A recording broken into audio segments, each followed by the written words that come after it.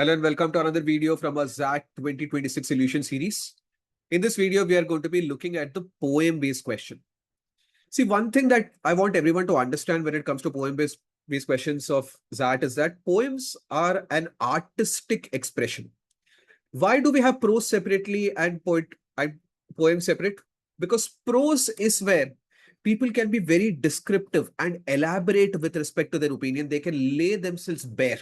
They can lay their opinions bare. You can read every single nitty-gritty and nuance of their opinion and then understand everything in depth as to exactly what they are saying. Poems, on the other hand, are an expression of subtlety. So never in a poem is the author going to elaborate and expand on everything that they want to talk about, because if they wanted to do that, they would write prose. Poetry is about reading between the lines. Poetry is about understanding the underlying implications. It is never about the meaning of the words that are given in the poem at face value. That is not what poems are about. And this poem is a typical example of that. This poem that is given in the XAT paper of 2026 was written by a very renowned, a very celebrated Marathi and English poet. His name is Mr. Arun Balakrishna Kolatkar. He had written multiple poems in Marathi and in English. He was recognized as far as New York Book Review Society. And he's the one who actually translated the novel Tukaram into English.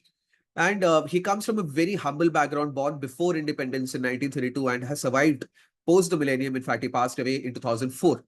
So this poem is written by someone who comes from the very grassroots and has seen the struggle of India's freedom fight and is writing about social nuances.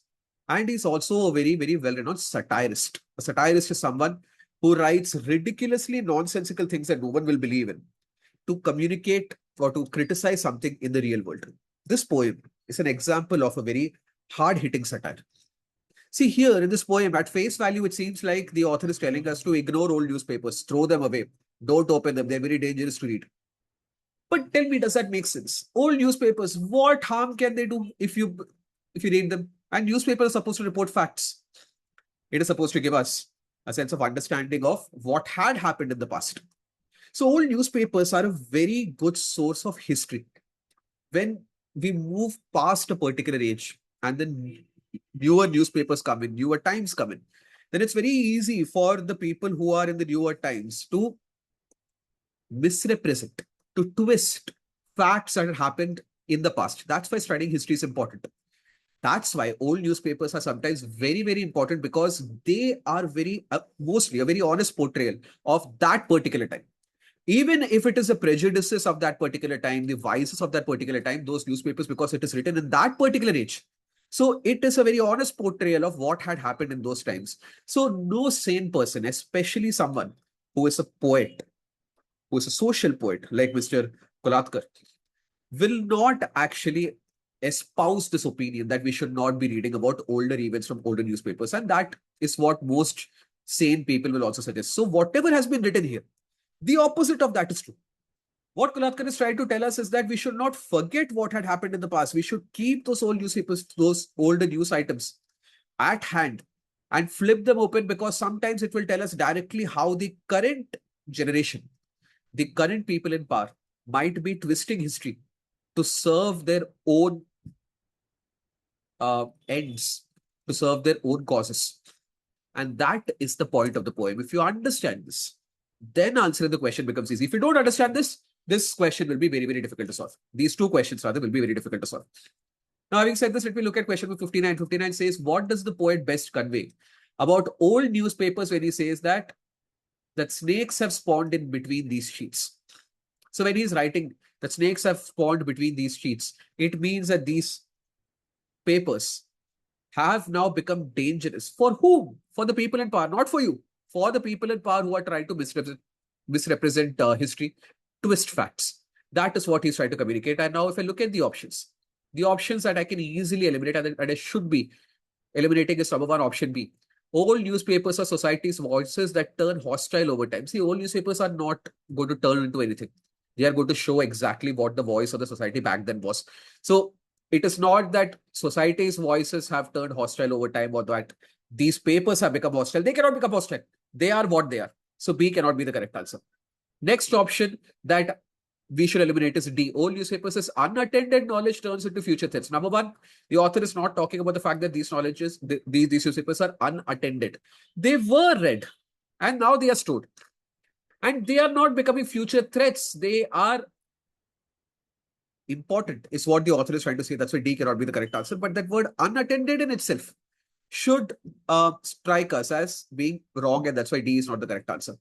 Next option that I would eliminate is E. E says old newspapers embody the decay of knowledge. No, they don't. Decay of knowledge is not being represented here at all, talked about here at all. That's why E cannot be the correct answer. Turning into toxic remnants. So again, anyone who does not understand the underlying meaning of the poem might mark an option like E as the answer, but this is a satire. The author is trying to communicate the opposite of what is written. That's why E cannot be the answer. Answer is either A or C. Now, among A and C, if I read C, C says old newspapers stand for suppressed truths, which can be true, whose venom surfaces when disturbed. See, the venom part is the satire. The author is saying that this is not poisonous. These are not snakes.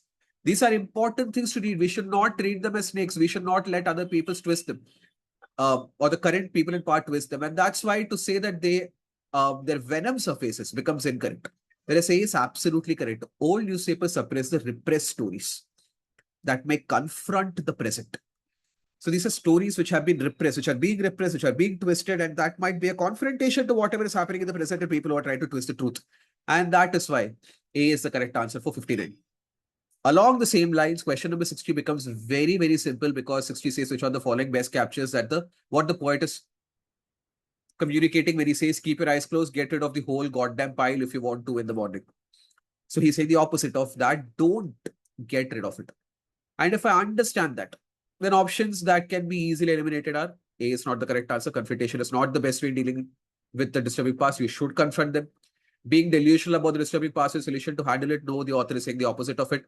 D, staying away from the past helps in escaping what is unsettling. No, he's saying the opposite of it. E, better to avoid the disturbing past. Again, the author is saying the opposite of it. Only C is the option that is the correct answer. Acting on an unsettling past can help in overcoming the fear it instills. The author wants us to go back to these newspapers, and that's why C is the correct answer.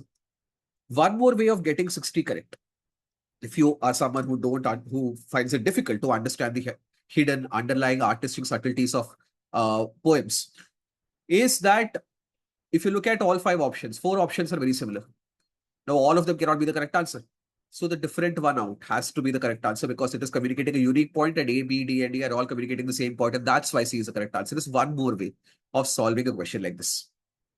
Thank you.